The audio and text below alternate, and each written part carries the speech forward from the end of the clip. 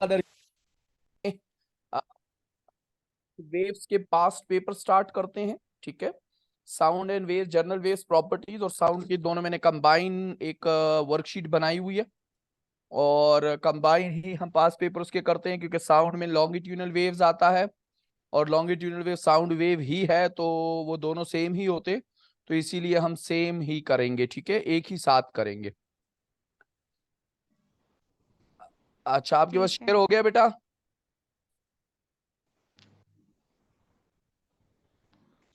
जी। जी। अच्छा, अब हमारे पास क्या हो रहा है, क्वेश्चन नंबर 1, पेपर 2 हम कर रहे हैं, पेपर 1 अभी मैं नहीं कर रहा। ठीक है, पेपर 2 मैं कर रहा हूँ। तो पेपर 2 में मैं थोड़ा सा जूम कर देता हूँ इसको, ताकि आपको भी आसानी हो। आपसे कह रहे हैं water wave are the transverse wave, sound wave is a longitudinal wave. Done हो गया? आपको खुद बता दिया कि वाटर वेव जो है वो ट्रांसफर वेव्स है, और साउंड वेव जो है वो लॉन्गिट्यूनल वेव है। आपसे कह रहे हैं describe difference between the transverse wave and longitudinal wave in account, draw a diagram of each of the waves. सबसे पहले तो चलो मैं डायग्राम की तरफ आता हूं कि डायग्राम पहले ड्रॉ करते हैं। अब जब मेरे पास डायग्राम बनेगी, तो डायग्राम में अगर मेरे पास लॉन्गिट्यूनल वेव्स हैं, ठीक है, और या ट्रांसफर वेव है, तो चले यहां मैं ट्रांसफर वेव्स ड्रॉ करता हूं ऊपर। तो ट्रांसफर वेव जो ड्रॉ होती हैं वो तो कुछ यूं हो जाएंगी, ये ट्रांसफर वेव हो गई। यहां पर ये क्या है, ये क्रिस्ट है, ये थ्रफ है। ये क्या है इसकी, ये डायरेक्शन ऑफ द वेव आ गई आपके पास। क्लियर होगी बात? अब अगर लॉन्गिट्यूनल ड्रॉ करनी है, तो लॉन्गिट्यूनल के लिए आप क्या करोगे, इस तरह लाइंस बनाओगे, कुछ क्लोज कुछ ओपन, कुछ क्लोज और कुछ ओपन। तो ये जो ओपन होंगी ये क्या है आपके पास, रेयर फैक्शन है। ये जो क्लोज है ये compression, rarefaction compression, rarefaction और कंप्रेशन। ठीक है, जी। तो ये आपके पास आ गई दो वेव्स। अब इनका डिफरेंशिएट लिखना है आपसे। देखो क्वेश्चन मांगा क्या जा रहा है, क्वेश्चन में कह रहे हैं डिस्क्राइब द डिफरेंस बिटवीन, जो इनमें कॉमन है वो नहीं बताने, जैसे वेवलेंथ कॉमन है, फ्रीक्वेंसी कॉमन है, वो नहीं बताने, डिफरेंशिएशन बतानी है। डिफरेंशिएशन क्या है दोनों में, सबसे इंपॉर्टेंट डिफरेंशिएशन एक ही है। नंबर 1, आपकी ट्रांसफर वेव में जो पार्टिकल्स हैं वो perpendicular to the direction of waves motion करते हैं। ठीक हो गया? पार्टिकल्स में जो आपकी ट्रांसफर वेव है उसमें पार्टिकल कैसे मोशन करते हैं, perpendicular to the direction of waves. और लॉन्गिट्यूडनल में कैसे मोशन करते हैं, parallel to the direction of wave. बात समझ आ गई? दोबारा समझाओ इस चीज को।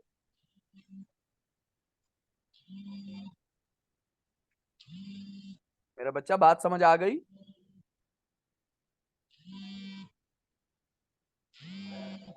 Ayesha,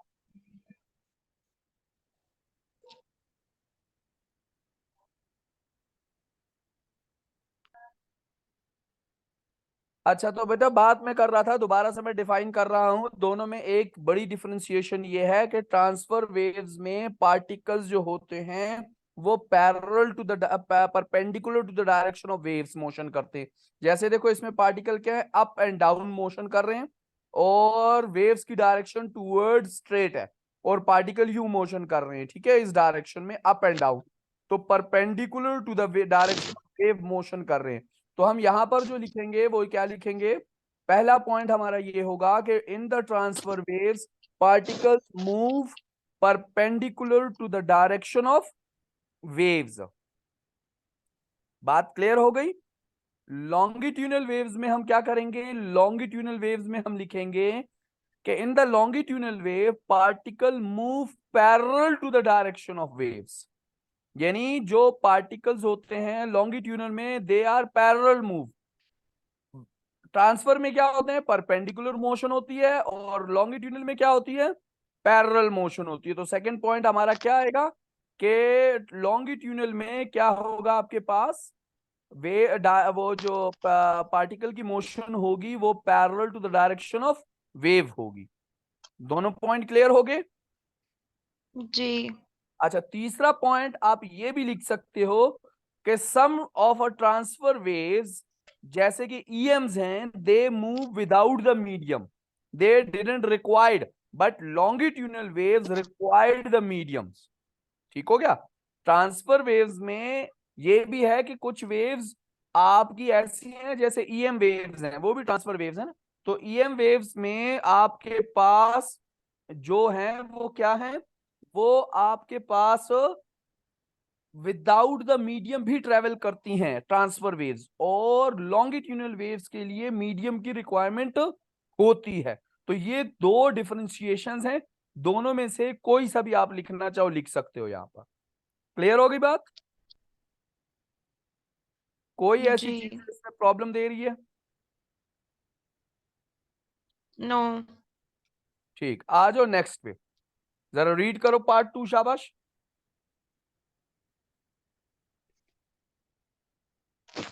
Sound contains regions of compression and regions of rarefaction. Describe what is meant by compression and by rarefaction.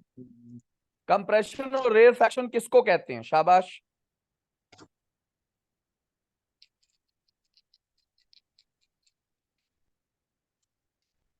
Sir उसकी जी जी बोलो बेटा, जो शाबाश। कोई लॉन्गिट्यूडल कंप्रेशन वो होता है जो लॉन्गिट्यूडल वेव से बन रहा होता है, जहाँ पे पार्टिकल्स बहुत ज्यादा क्लोज हो गए होते हैं, जब ठीक हो गया। राउंड राउंड राउंड हो रहा है उसका हम कंप्रेशन कहते हैं, जो बहुत ज्यादा क्लोज हुए हुए होता है।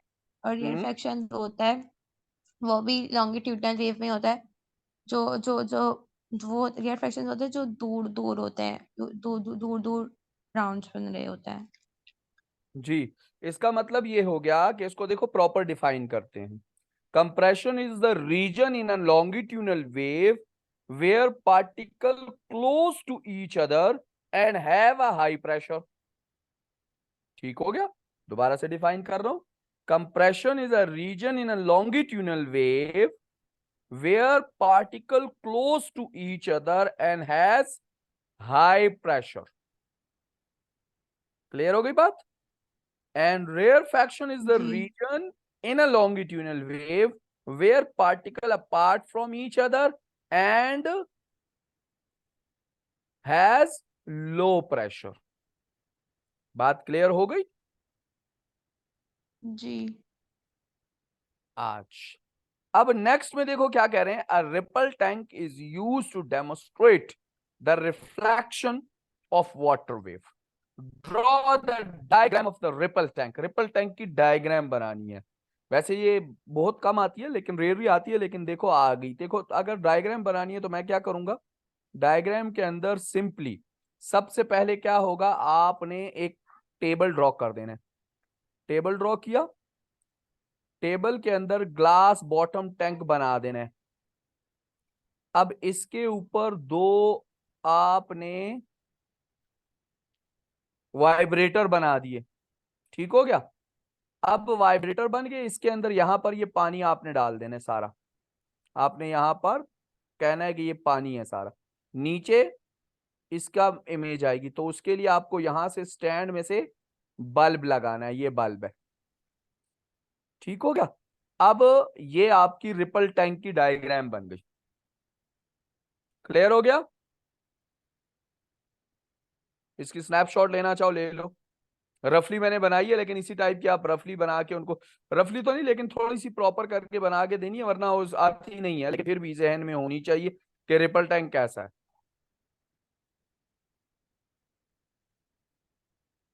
ठीक हो गया?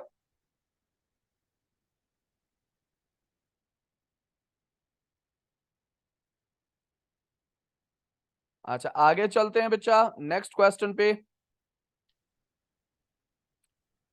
The diagram showing the reflection of waves from the plane barrier in the ripple tank। आपने ड्रॉ करनी है एक डायग्राम जिसमें आपने रिफ्लेक्शन रिप्रेजेंट करनी है। तो रिफ्लेक्शन रिप्रेजेंट करने के लिए आपने क्या करना है, ये वेव्स आ रही हैं, ठीक है, और यहां आपने एक बैरियर लगा दिया। अब जब वेव्स आ रही हैं तो वो रिफ्लेक्ट हो रही है इस डायरेक्शन में। तो इस डायरेक्शन में वेव्स आ रही हैं और इस डायरेक्शन में वेव्स रिफ्लेक्ट हो रही हैं। बस इस तरह एक डायग्राम बनानी है जिसमें आपने वेव्स की रिफ्लेक्शन रिप्रेजेंट करनी है। क्लियर है ये बेटा? जी सर। अच्छा, नेक्स्ट में चलो देखो आपसे क्या कह रहे हैं। नेक्स्ट में आपसे कह रहे हैं, देखो वेव्स बनी हुई है, आपसे कह रहे हैं show a water wave passing a floating log, the log is stationary. Log जो है वो स्टेशनरी है, मीन ये लॉग है पूरा, इसके अंदर से एक वेव गुजर रही है, वो ये बना के दी हुई है आपको उसने, और आपसे कह रहा है फ्लोट कर रहा है। अच्छा, आपसे कह रहा है the log is 6 metre long, इसकी जो लेंथ है वो 6 मीटर है, and 5 complete waves take 10 second. इसके अंदर 5 वेव्स कंप्लीट हुई हैं। कैसे? पहले तो वेव्स देखो, वेव्स कहां कंप्लीट हुई हैं। यहां से वेव स्टार्ट हुई, इस पॉइंट से इस पे कंप्लीट हुई, एक, ये दो, ये तीन, और ये चार। अब यहां पर हमारे पास सामने चार शो हुई हैं, ठीक है, 1 2 3 4 5। अब वो आपसे कह रहा है 5 वेव्स कंप्लीट की हैं 10 सेकेंड के अंदर, 6 मीटर का डिस्टेंस है। आपसे कह रहे हैं the wave length of the water wave निकालो। क्या निकालो? Wave length of the water wave निकालो, कि वेव लेंथ कितना आ रहा है। अब वेव लेंथ क्या होता है? Refraction of wave. Wave length क्या होता है? Number of oscillations per unit time. बेटा वेवलेंथ का मतलब होता है the distance of a one wave, यानी एक वेव का डिस्टेंस। लेट सपोज अगर वेव यहां से स्टार्ट हो रही है, तो यहां से वो नीचे आई, फिर यहां आई, फिर ऊपर गई, फिर यहां तक आई, तो ये वाला जो डिस्टेंस है ये एक वेव लेंथ है। ये एक वेव लेंथ हो गया, ये दूसरा वेव लेंथ हो गया, ये तीसरा वेव लेंथ हो गया, ये चौथा वेव लेंथ हो गया, ये पांचवा वेव लेंथ हो गया, ये छठा वेव लेंथ हो गया। मीन सर हर, जो डिस्टेंस होता है क्रस्ट से टफ तक उसको कहते हैं वेवलेंथ। नहीं नहीं नहीं नहीं नहीं बेटा, क्रिस से क्रिस तक का डिस्टेंस जो होता है वो वेव लेंथ है। क्रिस से क्रिस तक का, क्रिस से थ्रफ तक का नहीं, थ्रफ से थ्रफ तक का डिस्टेंस। मीन या तो दो कंजक्टिव क्रिस ले लो तो वो वेव लेंथ है, या दो कंजक्टिव थ्रफ ले लो तो वो वेव लेंथ है। ठीक हो गया? अच्छा, अब वेव लेंथ निकालनी है, तो नंबर ऑफ वेव्स यहां पर दी हुई है 5, टाइम दिया हुआ है कितना? 10। आपसे कह रहे हैं वेव लेंथ निकालो। अब ये कितनी है? 6 मीटर लेंथ दी गई है। कितनी दी गई है? से अब 6 मीटर में वो कंप्लीट कर रहा है 5। आपसे कह रहे हैं वन वेव निकालो कि कितने टाइम, कितने लेंथ में कंप्लीट होगी, तो क्रॉस मल्टीप्लाई कर दो इस तरह। तो 6 = 5x, तो मतलब ये हो गया 6/5 = x। तो 6/5 करो, आपके पास आंसर आ जाएगा कि कितना आ रहा है।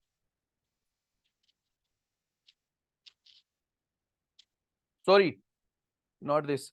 वो कह रहा है आपसे वेवलेंथ आपने निकालनी है, हाँ ठीक है, एक की निकालनी है, सही है, ठीक है। तो ये आपके तो पास आ सर गया, क्या करना होगा? डिवाइड करना होगा ना। यानी देखो दोबारा से समझा रहा हूं आपसे, वो कह रहा है यहां से लेकर यहां तक, सॉरी, यानी इधर से लेकर इस पॉइंट से लेकर इस पॉइंट तक टोटल डिस्टेंस 6 मीटर है। ठीक हो गया? उसने कहा 6 मीटर में उसने कंप्लीट किए हैं 5 वेव्स। कितनी वेव्स? 5। वन वेव की निकालो कितना, वेव लेंथ का मतलब होता है डिस्टेंस ऑफ वन वेव, यानी वन वेव का डिस्टेंस निकालना है कि कितना है। तो यानी ये कह रहा है कि 6 बुक्स जो हैं वो 5 रुपए की हैं, तो एक बुक निकालो कितने रुपए की होगी। बात समझ आ गई? तो अब देखो, मैंने कहा 6 बुक्स, यानी एक रेशो का मेथड समझा रहा हूं। 6 मीटर कितने के हैं? 5 वेव्स के हैं।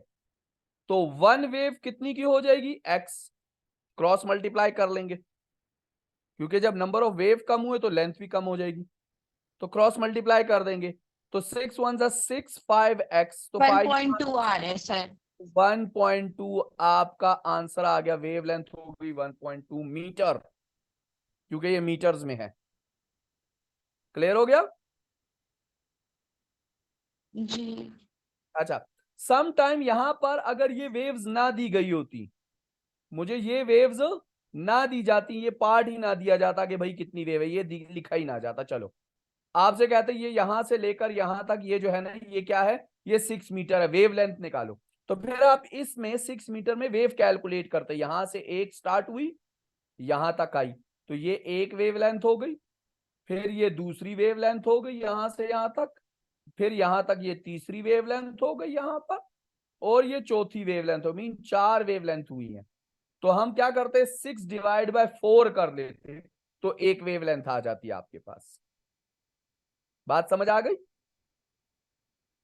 जी। उसने तो हमें यहां दिया हुआ है कि 5 वेव्स हैं, तो इसीलिए हमने 6/5 कर दिया। लेकिन अगर उसने यहां ना दिया होता तो फिर मैं डायग्राम से कैलकुलेट करता कि कितनी वेव्स है मेरी इसके अंदर।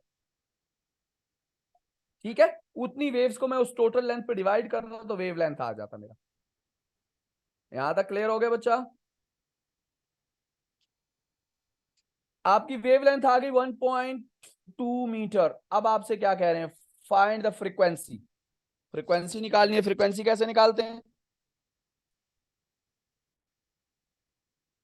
फ्रीक्वेंसी का फॉर्मूला क्या है? फ्रिक्वेंसी का जी बच्चा, फ्रीक्वेंसी निकालने को कह रहे हैं ना, तो what is the formula for frequency? हम वो था ना, F equals to V upon lambda, F equals to V lambda, F V equal to V. Upon lambda. अब V बिल्कुल, F equals to V upon पास है यहाँ लैम्डा। पर, यहाँ वी हमारे पास है बेटा। नहीं।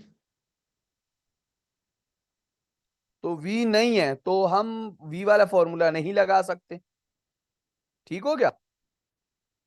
अब यहां पर हमारे पास और क्या है? टाइम, नहीं, टाइम है, हाँ, टाइम है हमारे पास।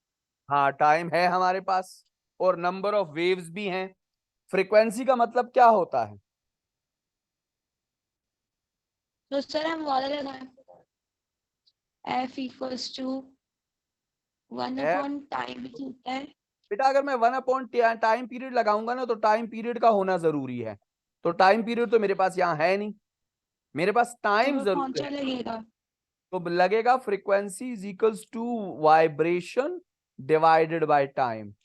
वाइब्रेशन क्या होते हैं, ये जो कंप्लीट वेव्स की हैं इसने 5 डिवाइडेड बाय टाइम 10। ठीक हो गया? तो 10 डिवाइडेड बाय 5 हो जाएगा, तो एक वेव्स का, ये जो है ना, ये 5 डिवाइडेड बाय 10, ये आपके पास आ गया आपकी फ्रीक्वेंसी। यानी फ्रीक्वेंसी के बेटा देखो 3 फॉर्मूले हैं, F is equals to 1/t। अगर टाइम पीरियड आपके पास है तो आप ये लगा सकते हो, अगर ये नहीं है तो फिर अगर v है तो फ्रीक्वेंसी इक्वल्स टू आपके पास v अपॉन लैम्डा, ये फॉर्मूला भी है। अगर v और लैम्डा दोनों मौजूद हैं तो लैम्डा यहां हमारे पास है लेकिन v नहीं है तो हम नहीं कर सकते। अगर ये भी नहीं है तो थर्ड फॉर्मूला है v is equals to vibration mean number of waves divided by total time. Number of waves divided by total time. तो ये भी आपके पास फॉर्मूला है फ्रीक्वेंसी कैलकुलेट करने का। तो टोटल वेव्स कितनी है, 5 है, हमने डिवाइड बाय 10 कर ली, 10 उसका टोटल टाइम है, तो 5/10 हो गया, तो मेरे पास आपका आंसर आ गया 0.5। तो फ्रीक्वेंसी हो गई 0.5 हर्ट्ज, यानी 1 सेकंड में हाफ वेव कंप्लीट हो रही है, इसका मतलब ये है। ठीक हो गया?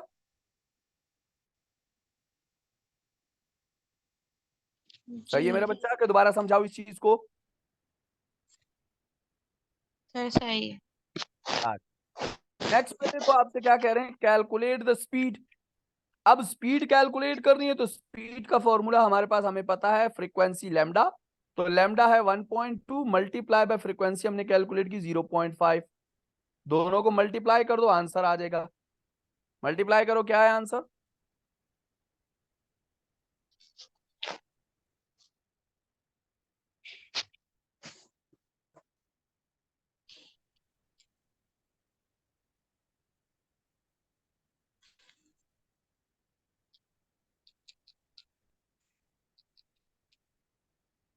सर 0.6 कितना? 0.6 0.6 मीटर पर सेकेंड, ये आपकी जी स्पीड आ गई। क्लियर हो गया यहां तक?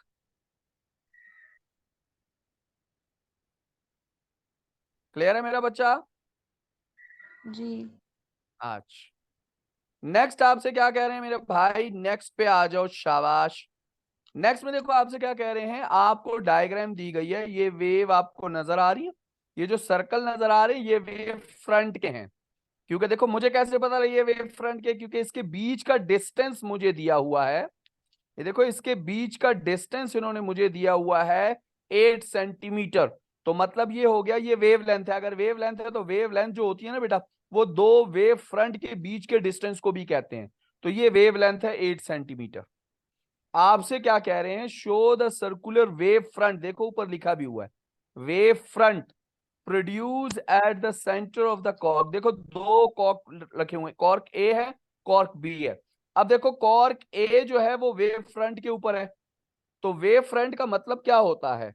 वेव फ्रंट का मतलब होता है the line of joining of crest और the line of joining of थ्रफ।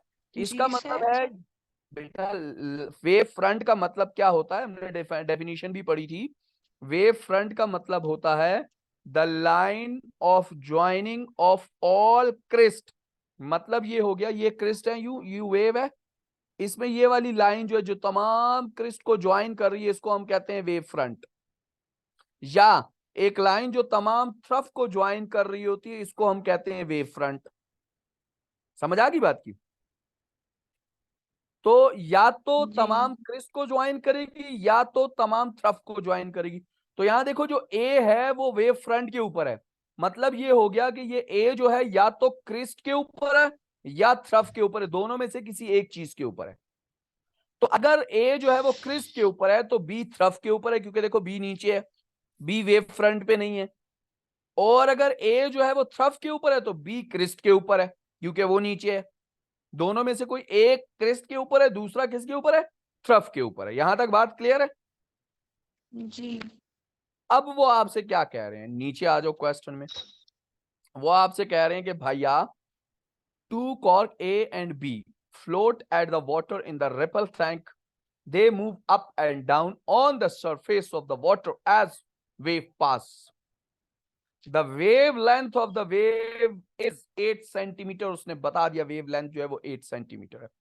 Show the displacement very time graph. Displacement time graph show किया गया है आपके सामने। क्लियर हो गया? डिस्प्लेसमेंट जी टाइम ग्राफ शो किया गया है। अब अगर डिस्प्लेसमेंट टाइम ग्राफ है बेटा, तो इसका मतलब ये हो गया ये डिस्प्लेसमेंट है। मतलब ये हो गया कि ये जो है ये टाइम है, ये देखो ये टाइम दिया हुआ 0.25 0.5 0.751 एंड 1.25। और ये जो डिस्प्लेसमेंट दिया गया इसका मतलब है वेव इतना ऊपर गई है, तो ये एम्पलीट्यूड हो गया है। क्या हो गया है? ये वाला डिस्टेंस जो है ये एम्पलीट्यूड है, ये या ये दोनों एम्पलीट्यूड है आपके पास। क्लियर हो गया बात? और ये नीचे वाली ये वाली टाइम जो है ये है टाइम, आपकी वेव्स का टाइम है कि वेव का टाइम कितना है। ठीक हो गया? अब देखो वेव कंप्लीट हुई है कहां से कहां तक? वेव कहां स्टार्ट हुई? यहां से स्टार्ट हुई और यहां पर कंप्लीट हुई। इसका मतलब है वन वेव का डिस्टेंस जो है वो ये है, इतना वेव, एक वेव इतने टाइम में कंप्लीट हुई है। तो देखो वन वेव कितने टाइम में कंप्लीट हुई है आपके पास? 0.50 0.50 मीन 0.5 सेकेंड्स में। ठीक हो गया? अच्छा, अब देखो 1 सेकेंड में कितनी वेव्स कंप्लीट हुई हैं? जी सर क्या बोल रहे हैं 1 सेकेंड में कितनी वेव्स कंप्लीट हुई हैं? सर हाफ 1 सेकेंड कहाँ है? सर ये रहा हाँ, तो 1 सेकेंड में कितनी वेव्स कंप्लीट हो रही हैं? सर 2 हुई हैं 2 हुई हैं। तो अगर मुझे यहाँ फ्रीक्वेंसी पूछे ना कि फ्रीक्वेंसी कितनी है, तो मैं कहूंगा 2। क्यों? क्योंकि वेव फ्रीक्वेंसी का मतलब होता है number of vibration in 1 second. तो 1 सेकेंड में 2 वेव्स कंप्लीट फ्रीक्वेंसी हो गई 2। बात समझ आ गई? अगर मुझसे पूछे टाइम पीरियड कितना जी। है, तो टाइम पीरियड का क्या मतलब होता है? Time required for 1 wave. Time period का क्या मतलब होता है? Time required for 1 wave. तो एक वेव कितने टाइम में कंप्लीट हुई है?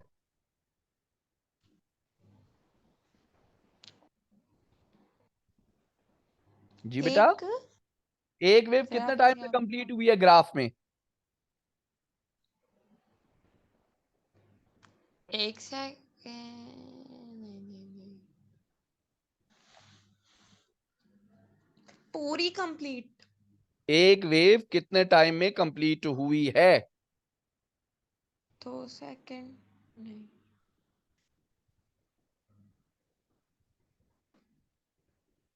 शाबाश, क्या बताओ मुझे टू? कैलकुलेट करके इसमें। अच्छा भी बस कैसे करेंगे सर कैलकुलेट? बेटा सामने एम्पलीट्यूड। देख लो ना, एक वेव कितने टाइम में कंप्लीट हो रही है, टाइम दिया हुआ है। एक वेव निकाल लो, एक वेव कहां पर कंप्लीट हो रही है।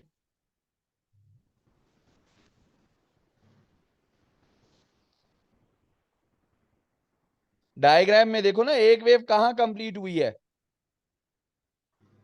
एक वेव 1 सेकेंड पे कंप्लीट। बेटा 1 सेकंड पे तो अभी आपने कहा 2 वेव कंप्लीट हुई हैं, अभी आप ही ने कहा ना, मैंने तो नहीं कहा।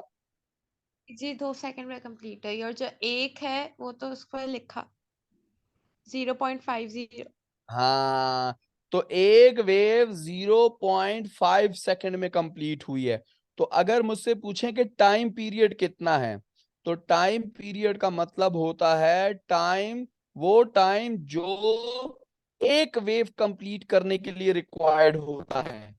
तो एक वेव यहां कंप्लीट हुई है 0.5 सेकंड में, तो यहां टाइम पीरियड जो है वो 0.5 सेकंड है। इस डायग्राम में अगर मुझसे कोई पूछे फ्रीक्वेंसी कितनी है, तो फ्रीक्वेंसी इसकी 2 है। क्यों? क्योंकि 1 सेकंड में 2 वेव्स कंप्लीट हुई हैं। क्लियर हो गया? और अगर वेवलेंथ पूछे तो ऊपर वेवलेंथ ऑलरेडी उसने दिया हुआ है 8 सेंटीमीटर। बात समझ आ गई? जी। अच्छा, अब यहां पर मुझे इसका एम्पलीट्यूड बताओ कितना है।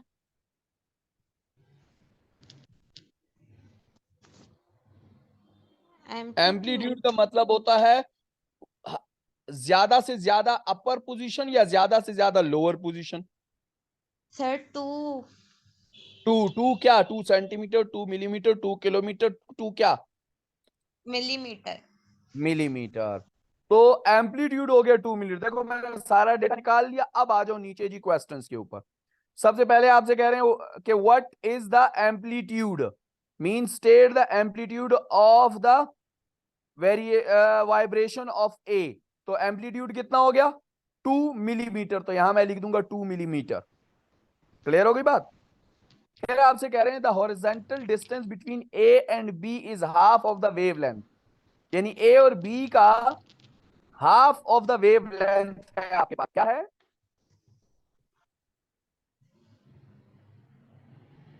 ए और बी का डिस्टेंस जो है वो कितना है?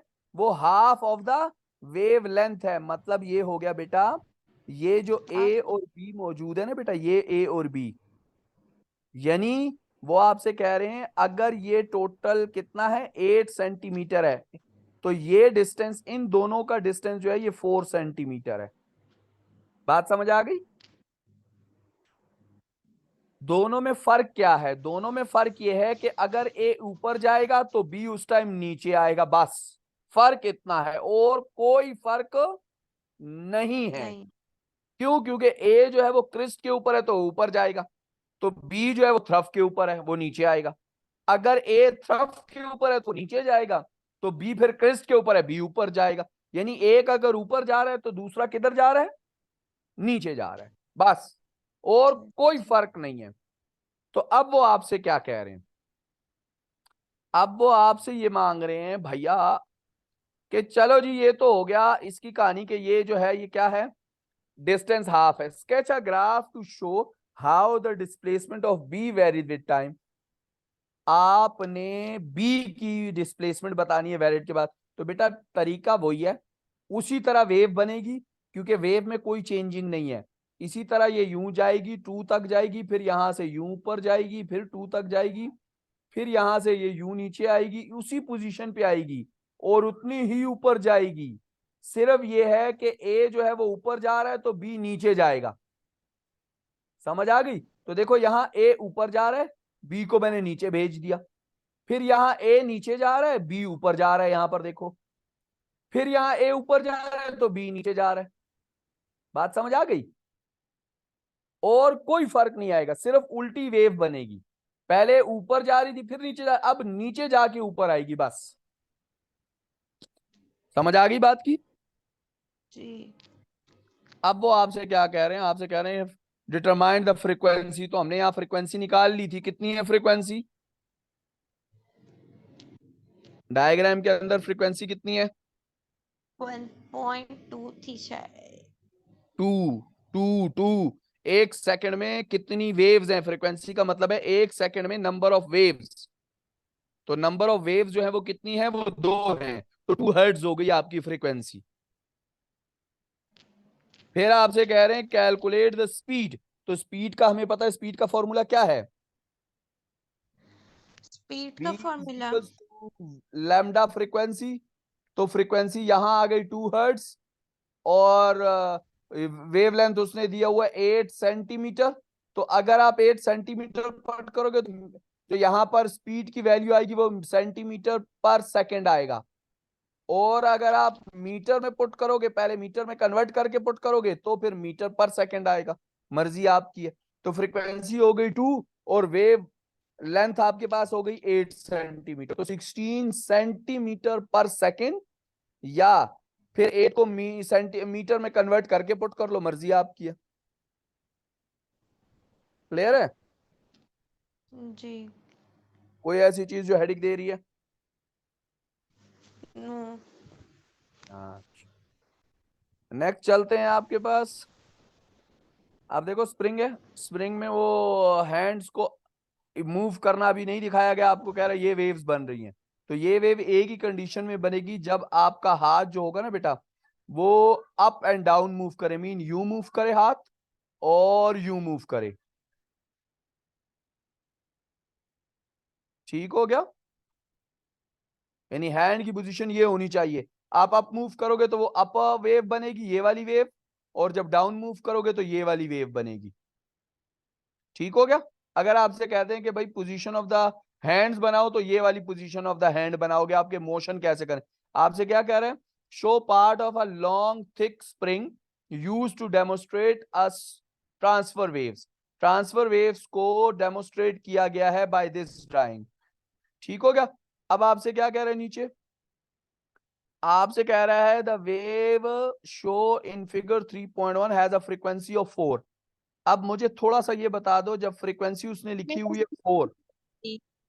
तो इसका क्या मतलब है? 4 फ्रीक्वेंसी का क्या मतलब है? सर मेरे पास स्क्रीन नहीं आ रही। ममा सर बजे फोन वाला थे। क्या हुआ? मेरे पास स्क्रीन नहीं आ रही। मैंने तो वही तो कहा, 4 लिखा हुआ है ना। स्क्रीन क्यों नहीं आ रही? शो हुई है आपके पास स्क्रीन? नहीं। बेटा मेरे पास आप शो हो क्यों नहीं है? स्क्रीन शो है। ये 4 के ऊपर मैं सर जो सर्कल लगा रहा हूं, ये समझ नहीं आ रही? नहीं, कुछ भी नहीं आ रहा। तो फिर आपके पास प्रॉब्लम है, मेरे पास तो यहाँ शो हो रहा है कि आपके पास स्क्रीन शो है। आप जूम पे जाओ ना, जूम से आप हट गए होगे। नहीं सर, जूम पे ही हूँ।